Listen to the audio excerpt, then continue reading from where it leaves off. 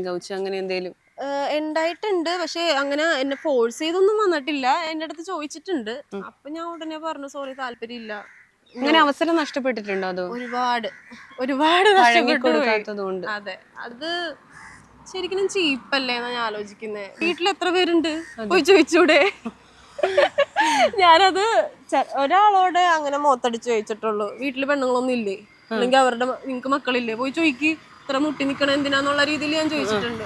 കാരണം നമ്മള് അത്ര ആഗ്രഹിച്ച ഒരു പാഷന്റെ പുറത്ത് അഭിനയിക്കാൻ വരുമ്പോ ഈ ഒരു കാരണം പറഞ്ഞ് നമ്മളെ അവോയ്ഡ് ചെയ്ത് റിജക്ട് ചെയ്യുക, ഒരു പ്രതികാര ബുദ്ധി ഉണ്ടാക്കുക, പിന്നെ അവർക്ക് വേഷം കൊടുക്കാതിരിക്കുക അല്ലേ? അതെനിക്ക് അറിയില്ല. അങ്ങനെയുള്ളവര് വന്നാൽ മാത്രമേ തരുള്ളൂ എന്നുള്ള വാശി പിടിച്ചാ അങ്ങനെയുള്ളവരെ നോക്കിക്കോ.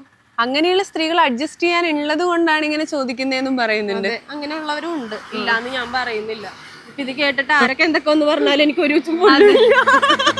അതെ, എന്താ വെച്ചാ സത്യത്തിന്റെ മുഖം എപ്പോഴും വികൃതമായിരിക്കും. പക്ഷെ എന്നാലും സത്യം പറയണവരെല്ലാരും ചവിട്ടി താഴ്ത്തുമല്ലോ. അതെ, എനിക്ക് വിഷയമൊന്നുമില്ല.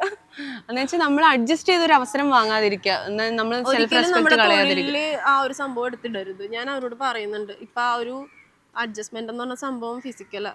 അത് നമുക്ക് മനസ്സുകൊണ്ട് ഇഷ്ടപ്പെട്ട് നമ്മൾ ആഗ്രഹിച്ച് ചെയ്യുന്ന ഒരു സംഭവം. അതല്ലാതെ ഒരു തൊഴിലിന് വേണ്ടി നമ്മൾ പോയി നിന്ന് കൊടുക്കുക, അതിനു വേണ്ടി നമ്മൾ നമ്മുടെ ശരീരം അതൊക്കെ മോശമല്ലേ സത്യം പറഞ്ഞ. എനിക്ക് അതിനോട് ഒട്ടും യോജിപ്പില്ല. എനിക്ക് ഏതൊക്കെ വർക്ക് നല്ലത് വന്നിട്ടും ഞാൻ റിജക്ട് ചെയ്തെങ്കിൽ എനിക്ക് ആ രീതിക്ക് പോയിട്ട് ഒരു വർക്കും വേണ്ട.